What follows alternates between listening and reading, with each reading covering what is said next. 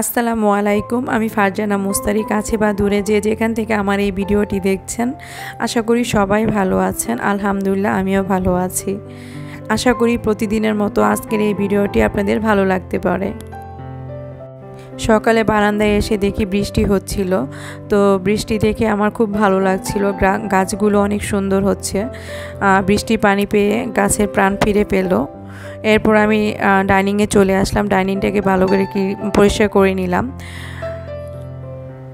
ডাইনিংটাকে পরিষ্কার করার পর এখানে কিছু ফল নিয়ে আসা হয়েছিল, তো এই ফলগুলো আমি ক্লিন করে সুন্দর করে আমি ঝুড়ির ভিতরে রেখে দিচ্ছিলাম। এখানে ছিল রূপালি আম আর হচ্ছে নটকন। এই বছরই হয়তো বা রূপালি আম খাওয়া শেষ, এখনও হয়তো বা রূপালি আম তেমন একটা পাওয়া যায় না।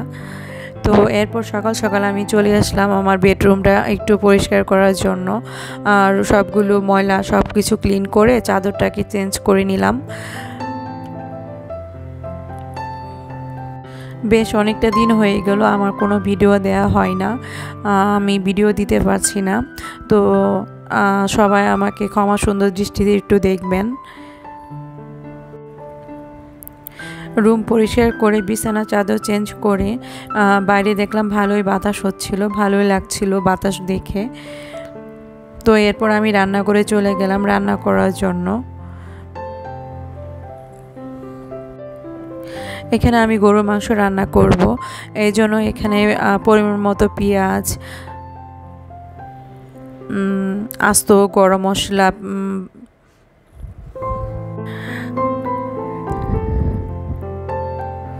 আদা বাটা, রসুন বাটা, জিরা বাটা, হলুদের গুঁড়ো, ধনিয়ার গুঁড়ি, মরিচের গুঁড়ি সব কিছু দিয়ে আমি ভালোভাবে মাংসটাকে মাখিয়ে নিব। নর্মাল যেভাবে বাসায় গরু মাংস রান্না করি ঠিক সেমভাবে আমি গরু মাংসটা রান্না করছি।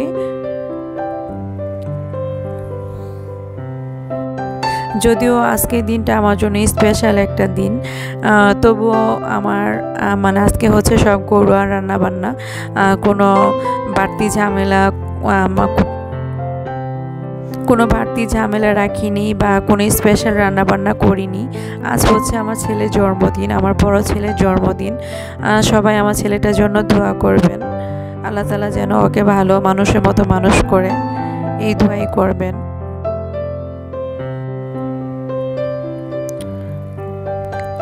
এই পাশ দিয়ে আমি হচ্ছে চিকেন একটু রোস্ট করে নিচ্ছিলাম, ছেলের পছন্দের একটা খাবার রোস্ট।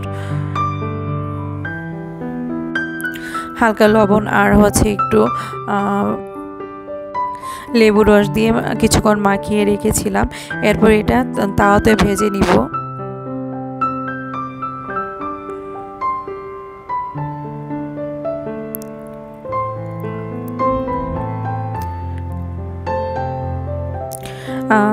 বেশ কিছুদিন ধরে আমি ভিডিও দিচ্ছিলাম না, তার কারণটা একটাই, গত 1 মাস ধরে হচ্ছে আমার বাবা অসুস্থ। তো বাবাকে নিয়ে হসপিটালে দৌড়াদৌড়ি করতে হচ্ছে, যেহেতু আমার তেমন কোনো ভাই বোন নেই। তো আমরা যেহেতু 2 বোন, দেখা যায় ও তো অনেক দূরে থাকে, আমি কাছে ঢাকায় থাকি। তো বাবাকে নিয়ে দৌড়াদৌড়ি, ডক্টর দেখানো, পরীক্ষা, যাবতীয় যত কাজ আছে সব কিছু আমার হাজব্যান্ড এবং আমার করতে হচ্ছে। আমার বাবার শরীরে ছোট ছোট অনেক রোগের বাসা বেঁধেছে। সবাই আমার বাবার জন্য দোয়া করবেন, আল্লাহ যেন তাকে সুস্থ করে দেয়। বেশ অনেকটা দিন ধরে হচ্ছে বাবা আমার কাছে, আমার বাড়িতে বাসায় আছে। তো আমি আসলে বাবার সামনেও আসতে পারি না, বাবাকে দেখলেই আমার কান্না আসে। বা আমি যখন বাবার সামনে আসি তখন মনে হয় যে সে বুঝে যাবে আমি কান্না করছি বা আমার খারাপ লাগাটা সে বুঝে যাবে। তো একটু চেষ্টা করি দূরে দূরে থাকার জন্য। তো এখানে আসলে এই জায়গায় এসে আমি আসলে ছেলের জন্মদিনটা সেভাবে পালন করতে পারবো না, আমার পক্ষে সম্ভব না। তো যেহেতু আমার ছেলেও বুঝে, তো ও বলতেছিল যে ঠিক আছে আম্মু, আমার কোনো কিছু করতে হবে না, বাইরে আমি খেতেও যাব না, বাসায় আমার জন্য কোনো কিছু রান্না করতেও হবে না, নর্মালি তুমি যা বাসায় রান্না করো সেরকমই কিছু একটা করে দাও আমায়।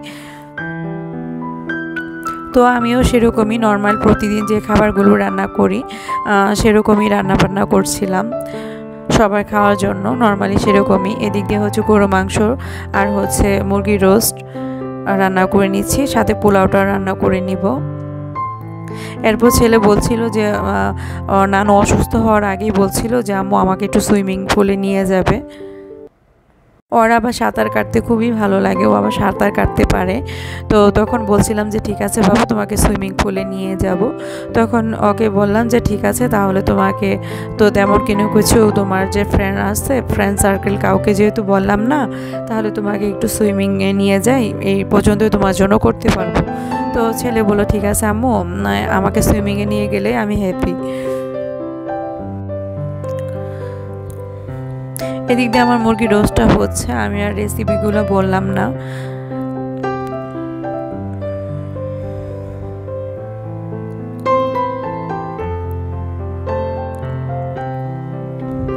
ভালোভাবে মুরগিটা কষিয়ে নিয়ে আমি এখানে 1 কাপ দুধ দিয়ে দিলাম, দিয়ে এটাকে ভালোভাবে আমি ফুটিয়ে নিব। আমার আজকে আসলে ভয়েস দিতেও ভালো লাগছে না। আমার যখন না কেউ অসুস্থ থাকে বা আমি অসুস্থ থাকি, তখন আমার আসলে ভিডিও করতে বা কোনো কিছু করতে না মন বসে না। আসলে মনে কোনো কিছু না আসলে কি আর হয়। দুপুরে রান্নাবান্না শেষ করে আমাদের বাসার পাশেই একটা রিসোর্ট ছিল, তো সেই রিসোর্টে ওকে নিয়ে যাই। তো সেখানে গিয়ে ও হচ্ছে এই যে সুইমিং করছে, সাঁতার কাটছে। তো ও একা একা একটু একটু এনজয় করছে, ওর ভালো লাগছে। এতে দেখে আমার ভালো লাগছে যে না, যাই হোক ছেলেটা একটু হলেও খুশি হচ্ছে বা ওর ভালো লাগাটা কাজ করতেছে। আর এদিক দিয়ে ছোটো ছেলে নামার জন্য পায়চারি করছিল, বারবার নামার জন্য চেষ্টা করছিল।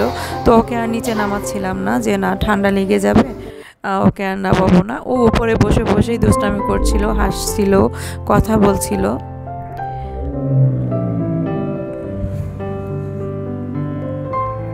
সবাই আমার বড় ছেলেটার জন্য দোয়া করবেন।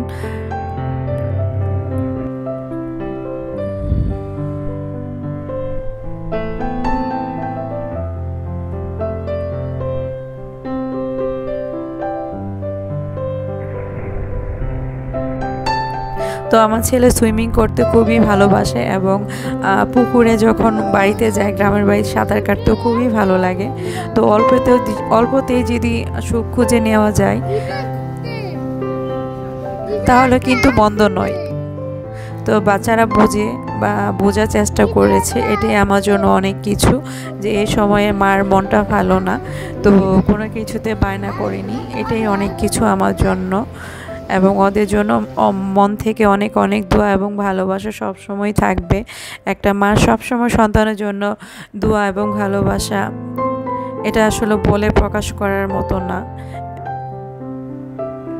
একটা মার কাছে যে সন্তান কী জিনিস, এটা আসলে বলে প্রকাশ করা যাবে না। বাবা মার কাছে সন্তান তো সন্তানই। এদিক দিয়ে হচ্ছে সন্ধ্যার সময় সুইমিং করে আসার সময় একটা কেক নিয়ে আসা হয়েছিল। তো এখানে দেখেন কোনো ক্যান্ডেল বা কোনো কিছুই নেই আমার ডেকোর করার জন্য কিছুই আমার নেই, কারণ কোনো প্ল্যান ছাড়াই হচ্ছে এরকম একটা কেক আনা হয়েছে। কেকটাও ছেলে বলছিল যে আম্মু আমার কেকও লাগবে না। তো এরপর আমি বললাম যে না, একটা কেক তোমাকে নিয়ে দেই। তো এখানে হচ্ছে ওই যে 2 ভাই মিলে কেক কাটাকাটি করছিল, খাচ্ছিল, এই আর কি। তো দুপুরবেলা আর খাইনি, সুইমিংয়ে চলে গেছিল। তো একবারে রাতে এসে কেক কেটে এরপরে হচ্ছে রাতের খাবারটা খেয়ে নিচ্ছে।